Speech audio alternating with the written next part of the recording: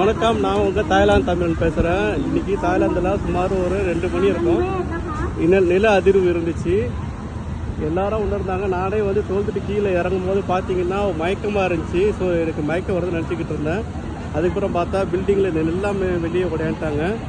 இங்கே வந்து பார்த்தீங்கன்னா ரோட்டில் அவ்வளோ மக்களும் ஃபுல்லாக பில்டிங்கில் யாருமே கிடையாது. ஹோட்டலு பெரிய பெரிய பில்டிங்கில் எங்கேயுமே கிடையாது. இது நீங்கள் பார்த்துட்டு இருக்கிறது சீலம் ரோடில் ஸ்டேட் டவர் பக்கத்தில் ரெட்ஸன் ஹாஸ்பிட்டலு. இந்த ஹாஸ்பிட்டலில் பாருங்கள், இந்த பில்டிங்கில் வந்து நான் உள்ளார பார்த்தேன். உள்ளே கொஞ்சம் தான் வந்து இந்த பில்டிங்கில் டேமேஜ் இருந்துச்சு. அதனால் வந்து எல்லா பேஷண்ட்டையும் வந்து உள்ளேருந்து வெளியாகிட்டாங்க. பாருங்கள், ஆம்புலன்ஸ் வர வச்சு வெளில ட்ரீட்மெண்ட் கொடுத்துட்ருக்காங்க. எல்லாம் ஐசியூ பேஷண்ட்லாம் இருக்காங்க. பாருங்கள், வெயிலில் சரியான வெயில். இங்கே பாருங்கள், எல்லாம் அந்த ஐசியூ பேஷண்ட்டு இங்கே பார்த்தா இருக்காங்க. ஃபுல்லாக உட்காந்துருக்காங்க.